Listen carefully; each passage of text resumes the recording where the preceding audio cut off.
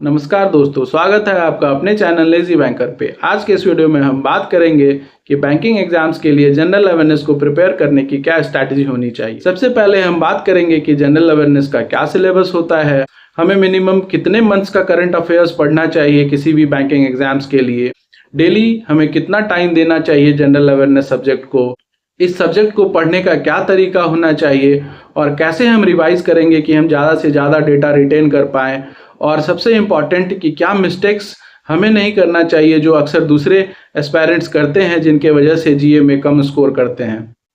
तो आइए दोस्तों हम शुरू करते हैं और जानते हैं कि जनरल अवेयरनेस का क्या सिलेबस होता है।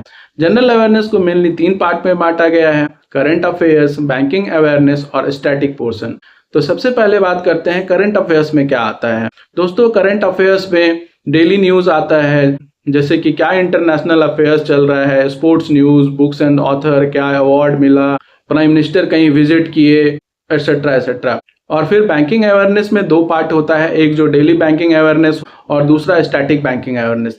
डेली बैंकिंग अवेयरनेस में आरबीआई सर्कुलर आ जाता है, डिफरेंट बैंकिंग न्यूज़ आ जाता है। और स्टैटिक बैंकिंग अवेयरनेस में हम मॉनेटरी पॉलिसी पढ़ते हैं, बेसिक बैंकिंग पढ़ते हैं, प्रायोरिटी सेक्टर लेंडिंग हो गया, एमएसएमई हो गया, ऐसे बहुत सारे टॉपिक्स हैं जिनको हमें पढ़ना होता है। उसके बाद हम बात करते हैं स्टैटिक पोर्शन की। स्टैटिक पोर्शन में आ जाता है आपका airport, national park, wild life sanctuary, temples etcetera, ये सब पढ़ना होता है।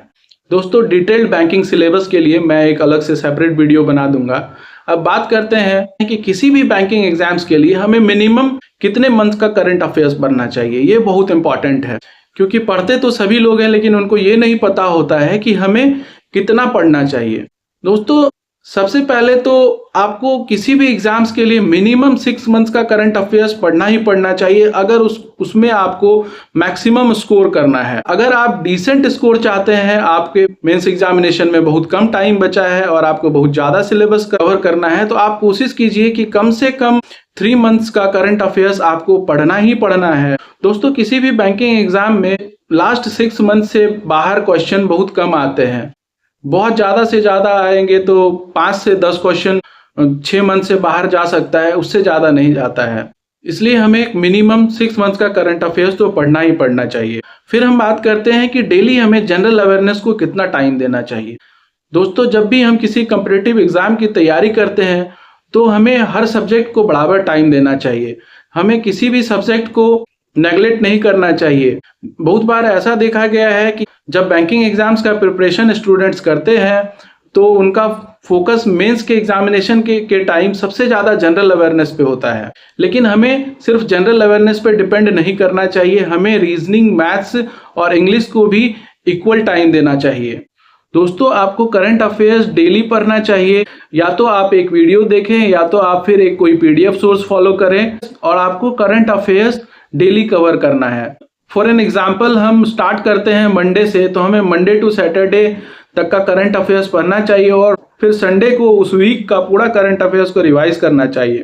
फिर ऐसे ही हमें सेकेंड वीक का डेली पढ़ना चाहिए। फिर सेकेंड वीक के लास्ट में हमें सेकेंड वीक का करंट अफेयर्स सारा रिवाइज करना चाहिए, और इसी तरह मंथ एंड में हमें पूरा मंथ का करंट अफेयर्स को रिवाइज करना चाहिए। मीन्स कि जब आप एग्जामिनेशन में जाएंगे तो आपको जनरल अवेयरनेस का कम से कम 5 से 6 रिवीजन होना चाहिए, तब जाके आप आज के दौर के जनरल अवेयरनेस को टैकल कर पाएंगे।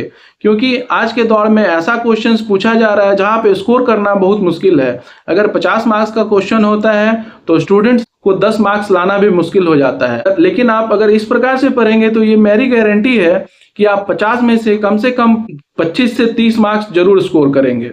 दोस्तों, अक्सर स्टूडेंट्स ये मिस्टेक करते हैं कि वो एक सोर्स को फॉलो नहीं करते, वो मल्टीपल सोर्सेस पे चले जाते हैं। लेकिन हमें ऐसा नहीं करना चाहिए। 10 सोर्सेस को फॉलो करने से अच्छा है कि हम एक सोर्स को 10 बार पढ़ें, ताकि मेरा रिवीजन अच्छा हो और हम ज़्यादा से ज़्यादा डेटा रिटेन कर पाएं। अब बात करते हैं कि आपका क्या सोर्सेस होना चाहिए। दोस्तों, अभी यूट्यूब पे बहुत सारे टीचर्स पढ़ाते हैं, आप किसी भी एक टीचर को फॉलो कीजिए और आपको उनके कंटेंट पे पूरा विश्वास होना चाहिए। अक्सर स्टूडेंट्स को उनके टीचर पे ही विश्वास नहीं होता है। तो दोस्तों, अगर आपको ये मेरा वीडियो अच्छा लगा हो तो आप लाइक और सब्सक्राइब जरूर कीजिएगा। मिलते हैं नेक्स्ट वीडियो में। धन्यवाद।